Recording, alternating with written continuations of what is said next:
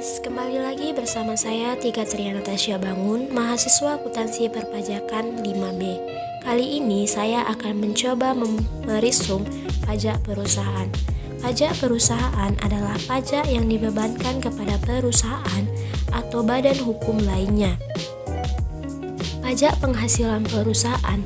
1. Pajak atas penghasilan perusahaan yang dipotong oleh pihak ketiga dikenakan PPh pasal 22 dan PPh pasal 24.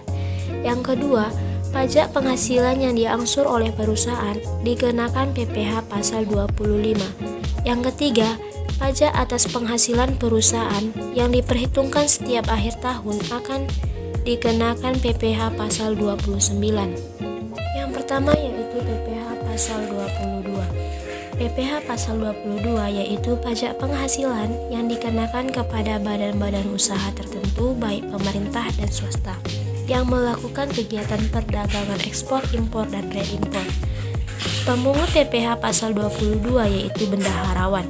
Jumlah pajak yang dipungut oleh bendaharawan merupakan pengurang kas yang diterima atau dicatat sebagai pembayar pajak di muka. Kemudian pengenaan pajak terhadap barang impor yaitu jumlah PPh 22 yang dibayarkan atau dicatat sebagai pajak dibayar di muka. Kemudian yang kedua yaitu PPh pasal 23. PPh pasal 23 yaitu mengatur pengenaan pajak yang dipotong oleh pemungut pajak dari wajib pajak atas penghasilan yang diperoleh dari modal penyerahan jasa atau penyelenggara kegiatan selain yang dipotong dalam pajak penghasilan 21.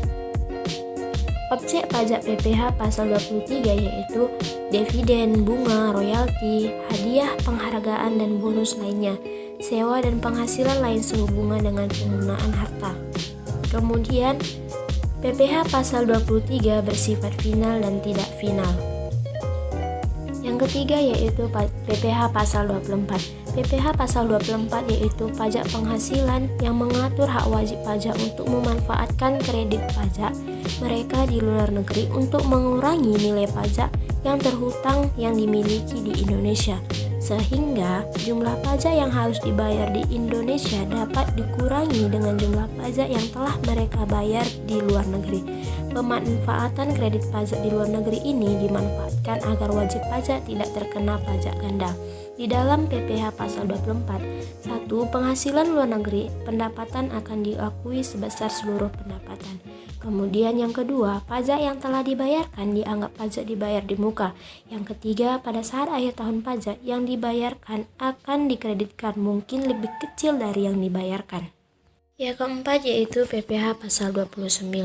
PPh pasal 29 yaitu sisa dari PPh yang terhutang dalam tahun pajak yang bersangkutan dikurangi dengan kredit PPh pasal 21, 22, 23, 24, dan 25.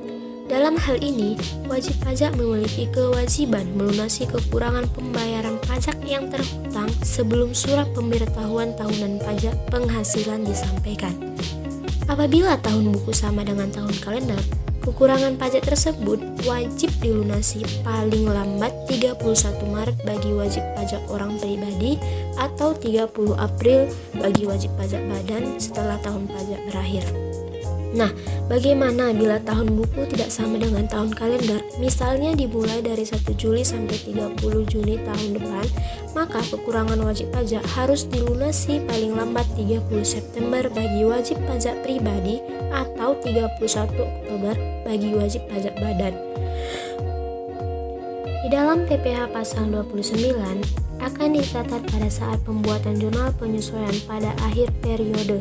Yang kedua, PPh pasal 29 akan dicatat sebagai hutang PPh 29 sebesar kas yang masih harus dibayar dicatat sebagai pajak dibayar di muka jika ada kelebihan pembayaran pajak.